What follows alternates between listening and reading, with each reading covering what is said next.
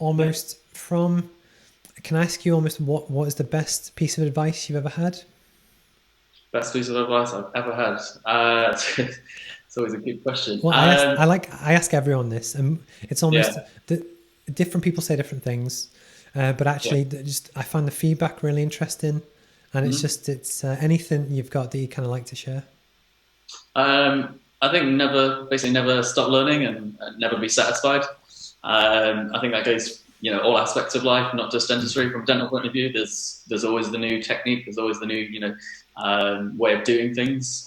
And again, personally, and it's never just sort of resting on your laurels of, I've done a 5-year dental degree, I know how to do everything, and because you'll quickly get outpaced, say in the market, and everywhere really. I think that's a great one because I almost do it for fun.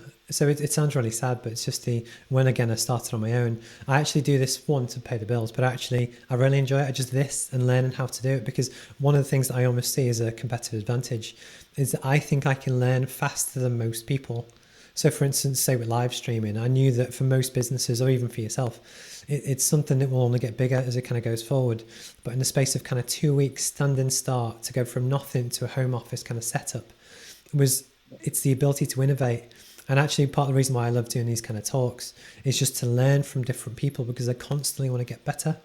Mm-hmm. So no, I think that's a kind of fantastic piece of advice. Can I ask the next one, which is almost to do with if you were to give advice to your younger self, and this could be 2009 Jake who's going to uni, or it could be 2050, whoever you want.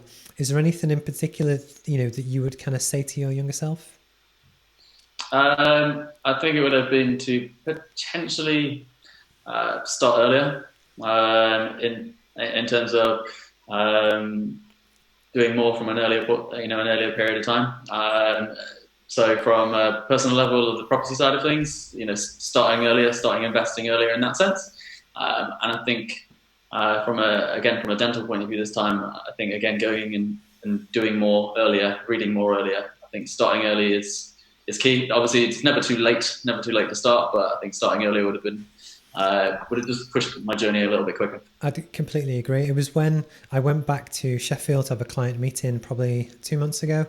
And what was Mm-hmm. quite funny, I think it was because I live in Newcastle now. So when I kind of traveled back down, I hadn't been for quite a while. And then I was kind of on my way to a meeting. My first business was a photography business. And I used to do a lot of kind of university black Yeah, tie balls and graduations and stuff. yeah, I remember. And I realized that people always say that you get good at something after 10,000 hours, which is give or take 10 years. And actually, I kind of realized that everything from a graphic design to photography to whatever, I realized I'd be doing it for 12 years. And almost the reason why I think I was finally comfortable to make the jump on my own properly when I had Yeah, responsibilities was almost because I started early and I probably made horrific mistakes, but the point is I didn't mind and I just kept going. That yeah, actually now, I'm still only 36. I've probably got 30 years left, but it was almost, I'm glad I started now as opposed to when I was 50 just because I mm-hmm. can just keep getting better and better and better. So I think that's a Yeah. superb one. And then just to kind of wrap up, what is the big dream for yourself? What's the kind of what's in the future?